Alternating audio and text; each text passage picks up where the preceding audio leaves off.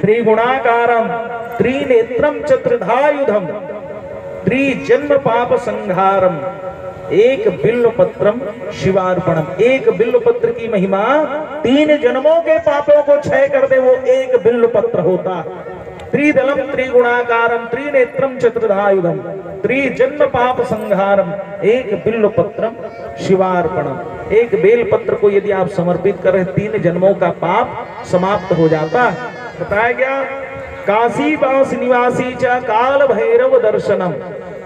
काशी के व्यक्ति के दर्शन और काल भैरव का दर्शन।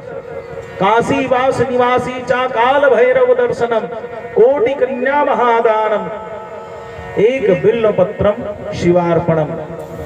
जहां काशी में आप दर्शन कर रहे हैं, काल भैरव का दर्शन कर रहे हैं, उसके दर्शन से जो पुण्य मिलता है और करोड़ों कन्या कोटि कन्या महादानम कोटि कन्या के दान का जो पुण्य है, एक बिल्व पत्रम शिवार्पणम एक बेल पत्र चढ़ाने से हमको मिल जाता है। और बताएगा बेल पत्र की महिमा।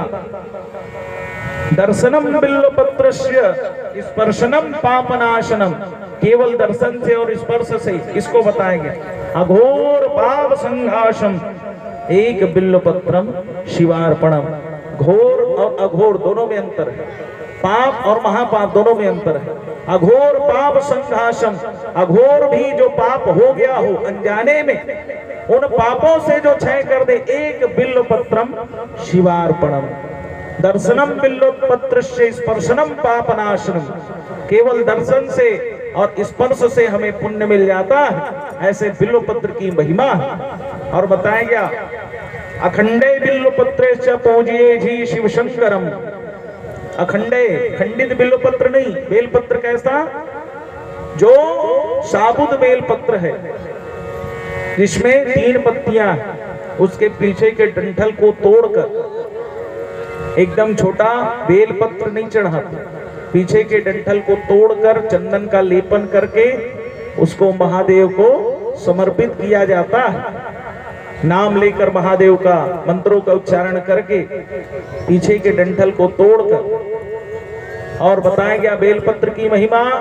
यदि बेलपत्र खंडित है, छेद वाला है, तो उसको समर्पित नहीं करना चाहिए। एकदम छोटा बेलपत्र समर्पित नहीं करना चाहिए। सोमवार के दिन स्पर्श नहीं करना चाहिए। बेलपत्र की महिमा। बेल वृक्ष के समक्ष जब जाए तो आज्ञा लेकर तोड़ना चाहिए। कई जन जाते ऐसे उतारा से तोड़ा, अरे भैया ऐसे नहीं तोड़ेंगे।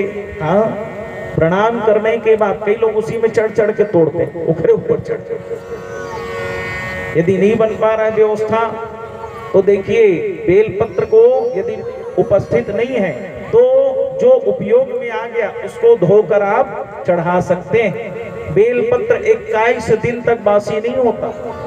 कितने दिन तक? 21 दिन तक बासी नहीं होता। बेल के वृक्ष के नीचे यदि आप चले जाते हैं, वहां से उसकी छांव आपको लग जाती है, छांव पड़ गया आपके ऊपर, तो 21 दिन तक आपको उस बेल के वृक्ष के पुण्य प्राप्त होते रहते हैं। केवल 1 दिन वहां से चले जाने पर, बोलो देवादिदेव महादेव की, केवल एक बार वहां से चले जाने पर। बेल के पत्ते को सब ग्रहण करते हैं, सब जानते हैं बेल के पत्ते को, सब है ना। बेल के पत्ते को, इस भाग को सब ग्रहण करते हैं, ये वाला भाग, इस पत्ते को ग्रहण करना चाहिए। कई जन खाना है कि खाते जाते ऐसा नहीं है ना, तो उस भाग को ग्रहण करना चाहिए वाला भाग। बताया गया बेलपत्र को जब भी आप समर्पित करें, खंडित बेलपत्र नहीं चढ़ाना। बेल के फल को यदि देवी के पूजन में उपयोग में लिया जाए तो देवी प्रसन्न हो जाती है। बेल का फल देवी को भी बड़ा प्रिय है, क्योंकि जब बेल का वृक्ष आया तो माँ पार्वती ने कहा मैं भी यहाँ निवासरत रहना चाहती हूँ। लक्ष्मी माता ने भी कहा, देवादिदेव महादेव ने कहा तुम्हें स्थान मिलेगा। इसलिए सायं काल में दीपक जलाते हैं तो लक्ष्मी की प्राप्ति होती है। मध्य के समय में पार्वती मैया, और जब वहाँ देवादिदेव महादेव प्रत्येक क्षण वहाँ निवास रहते हैं। ऐसा बेल वृक्ष है जहाँ देवादिदेव महादेव निवासरत रहने वाले, लक्ष्मी मैया पार्वती मैया वहाँ निवासरत रहती है। इसलिए दीपक जलाया जाता है सायंकाल में बेल के वृक्ष